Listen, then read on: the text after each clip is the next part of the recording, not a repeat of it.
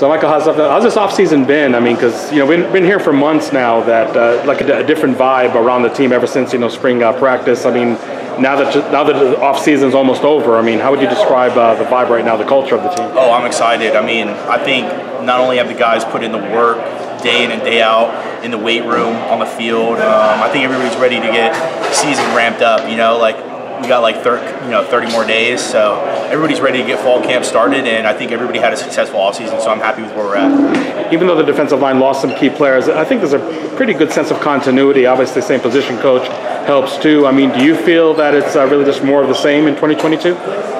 Yeah, at this point, right, obviously best of luck to the guys who aren't here anymore, but we got some new guys coming in. Nesta's obviously here, Jalil's here, Blazon's here, so we got some young guys. I say young, but we have some new guys that can come in and really make an impact. And we got some younger guys that were younger last year that can step up and really start earning their stripes.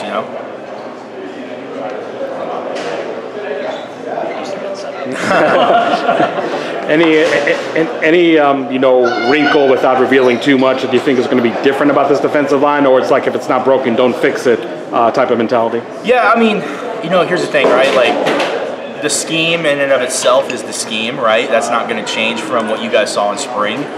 It's more so the pieces that fit together, right? And finding the right guys to play the spots, and that's really kind of what it is, And I think I'm ready to see some of these younger guys step up, and I think we're going to have a really good, solid, and deep unit this year. Would it be fair to say that the interior maybe has some more issues to figure out, for lack of a better term, just because you're going to have seldom used players there and some newcomers there too? Maybe not necessarily issues, but maybe less depth than the ends, right? I mean, we're definitely deep in the ends, but I would say the interior probably has less depth, but it doesn't mean that there's any issues. I would say some guys are just going to have to take some more reps. That's really all it is. Where do you feel like you've grown the most as a leader, as a player in this offseason? Yeah, honestly, I think it's in a leadership role. I think that obviously the guys and the coaches have allowed me or trusted me to take on more of a leadership role, take on a little bit more responsibility, whether that's just in the D-line alone or our off-season groups. And I feel like I've started to earn my stripes, I guess, as a leader on the team. And production aside, I think it's the off-the-field stuff that kind of matters more. For the guys like DJ Davidson, like Tyler Johnson, what did you take from their games, from their leadership that you're trying to do?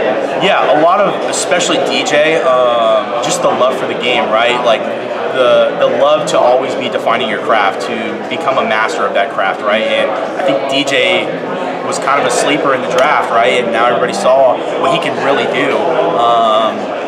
All eyes might not have been on him in the beginning of the season, but I can guarantee you they were on him after, right? And so being able to master your craft and get better and better every day and kind of let those like voices just kind of go away, right? And just play your game.